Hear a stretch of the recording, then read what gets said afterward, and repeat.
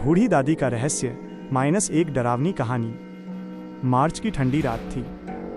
गांव के बाहर एक पुराना और सुनसान घर था, जिसके बारे में लोग कहते थे कि वहां एक बूढ़ी दादी रहती थी। कोई भी उस घर के पास जाने की हिम्मत नहीं करता था। गांव के बच्चों को बचपन से ही कहा जाता था, शाम के बाद उस घर के पास मत जाना, नहीं तो बूढ़ी दादी तुम्हें बुला लेंगी। राहुल नाम का एक लड़का था। उसे भूत प्रेत की कहानियां सुनना बहुत पसंद था, लेकिन वो इन बातों पर विश्वास नहीं करता था। एक दिन उसने अपने दोस्तों से कहा, ये सब झूठ है, आज रात मैं उस घर के पास जाकर देखूंगा कि सच क्या है। उसके दोस्त डर गए, लेकिन राहुल ने ठान लिया था। सुनसान रास्ता। रात के करीब 11 बजे राहुल चुपचाप घर से निकल गया। चांद बादलों के पीछे छिपा हुआ था और हवा में अजीब सी ठंडक थी। जब वो उस पुराने घर के पास पहुंचा तो उसे लगा जैसे कोई उसे दूर से देख रहा हो। घर की खिड़कियां टूटी हुई थीं और दरवाज़ा थोड़ा सा खुला हुआ था।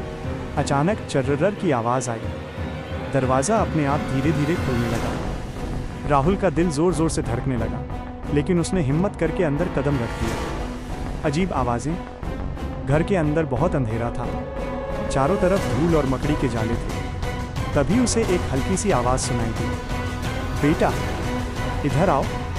राहुल चौंक गया। आवाज़ बहुत बूढ़ी और कमज़ोर थी। वो धीरे धीरे उस आवाज़ की दिशा में चलने लगा। जैसे जैसे वो आगे बढ़ता गया, घर के अंदर की ठंड बढ़ती जा रही थी। अचानक उसे एक कमरे में हल्की सी लाल रोशनी दिखाई दी। बूढ़ी दादी से सामना। कमरे के अंदर एक बहुत बूढ़ी औरत बैठी थी। उसके सफ़ेद बाल ज़मीन तक लटक रहे थे और आंखें अजीब सी चमक रही थीं। वह मुस्कुराकर बोली, आ गए बेटा, मैं तुम्हारा इंतज़ार कर रही थी। राहुल डर गया। उसने पूछा, आप कौन हैं? दादी धीरे धीरे खड़ी हुई और बोली, लोग मुझे बूढ़ी दादी कहते हैं, लेकिन कोई मेरी असली कहानी नहीं जानता। भयानक सच्चाई। दादी ने बताया कि कई साल पहले गांव वालों ने उन पर जादू टोना करने का आरोप लगाया था और उन्हें इसी घर में अकेला छोड़ दिया था।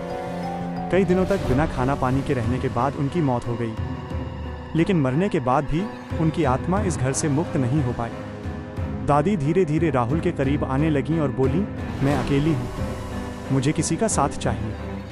राहुल पीछे हटने लगा। तभी अचानक दादी का चेहरा बदलने लगा। उनकी आंखें लाल हो गईं और आवाज़ डरावनी हो गई, तुम मुझे छोड़कर नहीं जा सकते। भागने की कोशिश। राहुल घबराकर दरवाजे की तरफ भागा, लेकिन दरवाज़ा बंद हो चुका था। कमरे में अचानक तेज़ हवा चलने लगी और चारों तरफ से फुसफुसाहट की आवाज़ें आने लगीं। यहीं रहो, यहीं रहो। राहुल ने पूरी ताकत से दरवाज़ा धक्का दिया। अचानक दरवाज़ा खुल गया और वो बाहर भाग गया। अंत जो सबको डरा दे। सुबह जब गांव वालों ने राहुल को देखा तो वो बहुत डरा हुआ था। उसने पूरी कहानी सबको बताई, लेकिन गांव के बुजुर्ग ने चुपचाप कहा, बेटा उस घर में तो कोई दादी नहीं रहती, क्योंकि बूढ़ी दादी की मौत 40 साल पहले हो चुकी थी। राहुल के हाथ में कुछ था। जब सबने देखा तो वो एक पुरानी काली माला थी और उसी समय हवा में फिर वही आवाज़ गूंजी, बेटा फिर आना। उस दिन के बाद राहुल ने कभी उस घर की तरफ देखा भी नहीं, लेकिन कहते हैं कि आज भी मार्च की अंधेरी रातों में उस घर से एक बूढ़ी आवाज़ सुनाई देती है, कोई है जो मेरे साथ रहे।